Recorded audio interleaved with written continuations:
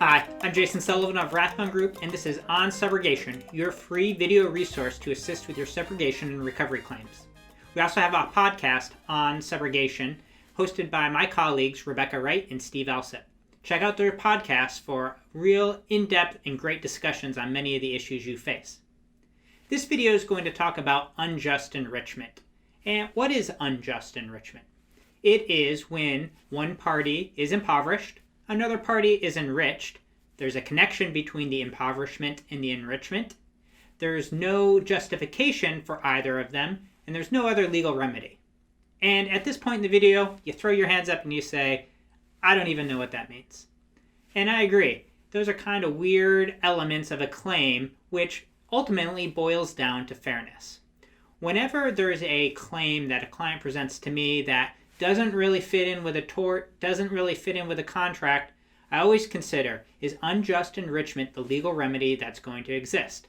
In this video, we're going to look for some scenarios that you should look out for where a party may owe you back money and it's your legal right to receive it. So where do we see this exactly in these recovery claims?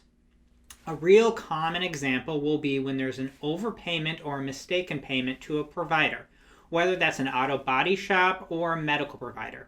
So the insurance company receives a bill, it's allocated to a loss, it's necessary and reasonable, and so they issue payment. And later on, they find out that either somebody else paid that bill or another insurance company covered that bill. And so we have a medical provider, a doctor, who has now been paid twice for the same services. Or an auto body shop that prepares an estimate based on damages to a vehicle. The insurance company issues the check for those damages and then later on determines that the vehicle actually is a total loss and they're not going to do any repairs on that. Well, the body shop has received a check for services that it did not actually provide. That's a scenario where we may be looking at unjust enrichment. We'll break it down by the elements. There's an impoverishment. That's the insurance company or you paying out money that you no longer have. There's an enrichment. That's the body shop or the medical provider receiving a payment. A connection between the two. Yes, they're very much related in that you paid for a service that you thought was owed, and in fact they received money or duplicate money that they weren't in fact owed. There's no justification.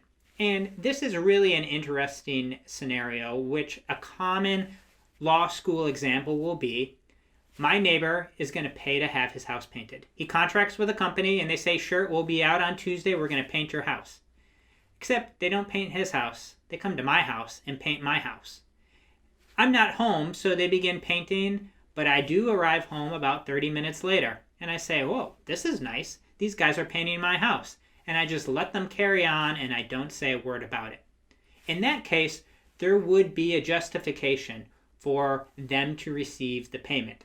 And there's no justification for me to receive a fully painted house at no cost of my own.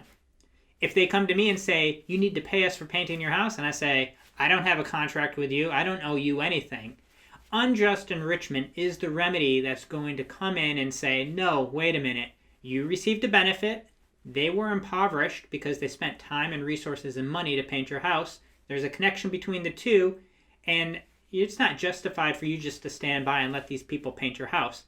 And because there's no other remedy at law, meaning there's no contract between me and the painters, therefore there's nothing for them to rely on to enforce a contract.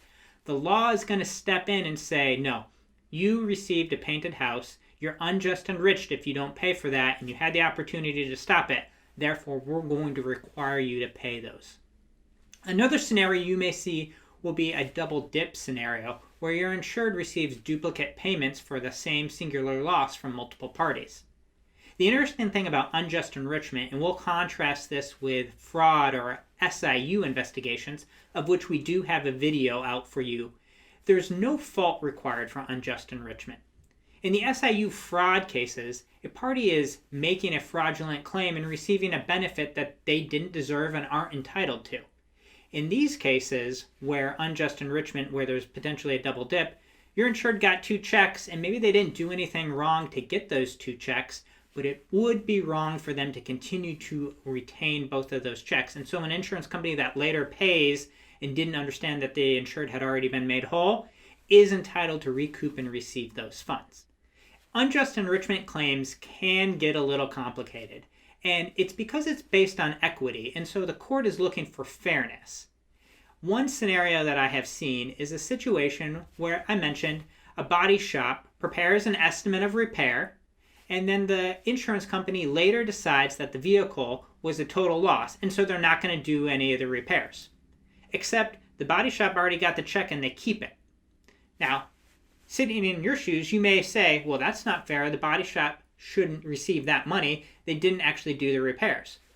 But they did inspect the vehicle. They did take pictures. They did do a teardown.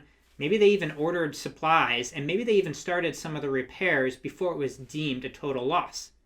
So a court may look at that a little bit differently and say, well, it's not that the body shop did nothing and they unfairly are keeping this money. Rather, they did do some stuff, and so they are entitled to some payment. Maybe it's not the full value of the check, but it's not necessarily a slam dunk case that you're going to receive all your money back. The body shop may have an argument that they did add some value, they did do some work in which they are entitled to be paid. Another scenario may be with a medical provider. And we see this where there's auto insurance and medical insurance and potentially even the injured person themselves. All three of these parties may have paid the medical provider. In a scenario like that, let's say you receive a bill for $5,000 from an emergency room. Due to deductions and cost reductions, you're willing to pay $2,500 of that bill. And so you send a $2,500 payment to the medical provider. The health insurer also did the exact same thing. So now the medical providers received a $5,000 payment from two of the individual sources. You, the auto carrier, were only willing to pay $2,500, and now you've found out that another carrier already paid the $2,500, so you should get those funds back. The issue is the court in an unjust enrichment and fairness equity scenario may not look at it as though $2,500 was the reasonable cost and that's what an insurance company is going to pay. They may look at the full value of the bill and say, well, you got $2,500 from insurance company A and $2,500 from insurance company B. There's no enrichment.